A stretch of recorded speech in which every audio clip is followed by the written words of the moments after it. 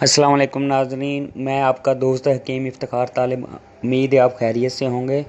آج آپ کو میں بتاؤں گا یورک ایسڈ کا مختصر تعارف، کس وجہ سے ہوتی ہے، کیا اس کی وجوہات ہیں اور کیا اس کا علاج ہے۔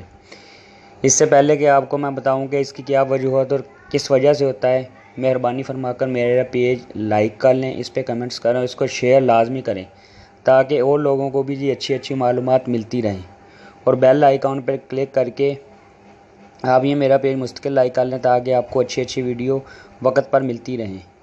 چلو چلتے ہیں اب اصل موضوع کی طرف۔ یورک ایسڈ ایک تیزابی مادہ ہے جو ہر انسان کے اندر پایا جاتا ہے۔ اس کا اصل کام انسانی جسم میں گرمی کو پیدا کرنا ہے۔ خوراکی لحاظ سے غذائیں جو جسم میں پورین پیدا کرتی ہیں جس سے کہ یورک ایسڈ جسم میں بنتا ہے، جیسے کھٹی، گوشت والی اور گہری سبز سبزیاں۔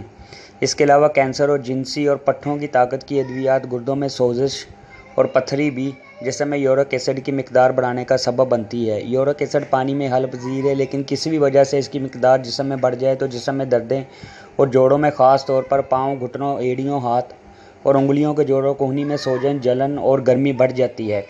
یورک ایسڈ کے بڑھنے کی وجہ میں کھٹی اور گوشت کی خوراک زیادہ استعمال، ورزش نہ کرنا، محنت سے دل چرانا، گردوں کی کمزوری، کینسر یا کینسر کا علاج، طاقت کی ادویات کا استعمال وغیرہ شامل ہیں، لہٰذا ان سے احتیاط کریں۔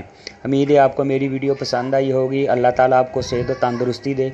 دعاؤں میں یاد رکھیے گا۔ اللہ حافظ۔